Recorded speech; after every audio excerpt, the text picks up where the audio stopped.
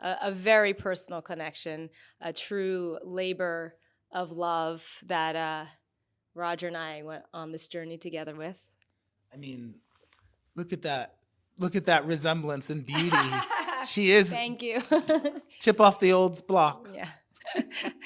I grew up singing in the choir in the Baptist church, my family church. I was the illegitimate son of the minister, and Donna grew up in the church. A very complicated relationship with that church, and I too have a very complicated relationship with my church. So I really connected with Donna's story, on a deep personal level. And I've always wanted to make this film. Like I always wanted to make Donna Summer a film, and I was like, how am I gonna get to do this? And when Julie Goldman came to me and gave me the opportunity, and she's like, well, your dream's about to come true.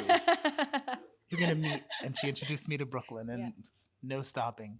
Yes, there's a lot of discoveries. I think for me, the biggest thing is, you hear these individual stories throughout your life. And I think when you piece them together, and for me, particularly the period of time between like 1975, 1980, understanding just how much she did during those years and the intensity that was kind of like thrown at her, all while being a mother to my young sister, and the balancing act and all that she went through, and how she was able to really overcome a lot of the things that she had been through in her life that she was experiencing in real time, and be able to still show up and transcend and to use her gift. And the understanding of that and my appreciation for that is just so much deeper now. One of my motivations in wanting to do this film, and for my family as well, was to really highlight that she was not just a vocalist, that she was a true artist, a songwriter, a gifted writer, a painter, that her life was about creation, even on the smallest levels. And you see in the film, like a lot of the home videos and things, like playing the piano, like singing around the house, everything was about creation. And that was really how her mind worked. And so I don't feel that the world at large really understood that about her. And that was one of the things that Roger and I really wanted to make sure was translated on the screen. She was very much an actor. And actually, she was a early user of video technology in 1977. Bought a camera, wanted to be a director.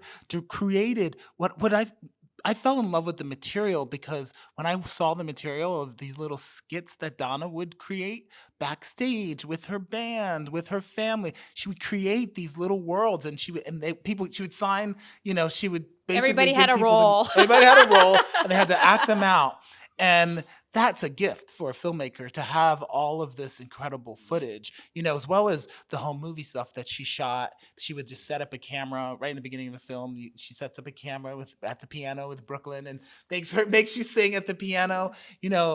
That was so amazing. So she definitely was an actor. Yeah. She definitely She was an wanted actor. to be an actor. I've been an actor for 20 something years. And when she was alive, she's like, I wanted to do that, Brooklyn. But there wasn't that many opportunities as a Black woman to have a real sustainable career for me at that point.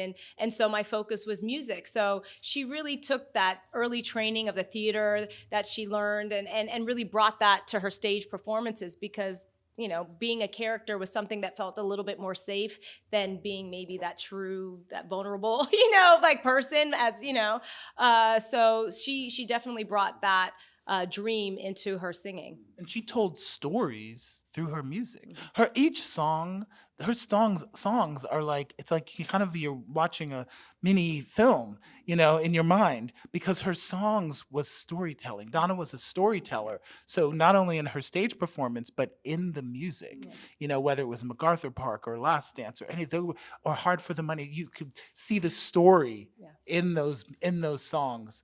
Both premieres have been so timely and so so appropriate for the film that we're presenting. Berlin, of course, because of the German connection, and South by for connecting film and music. And I think, our film really is trying to integrate the music into the storytelling. And it's not just like, oh, here's a performance, but the songs that chosen at each individual moment are a part of the storytelling, of understanding the arc of where she's at in her life and career. So it was really important for us to integrate all of that. Yeah. And it's always great to be at South by Southwest. It's an incredible festival.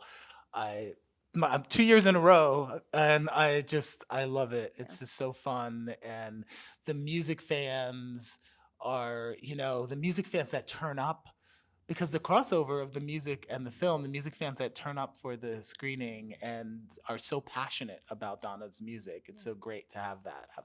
So Yeah. it's been Yeah. it's been Great amazing, energy, amazing really premiere. great energy all the way around.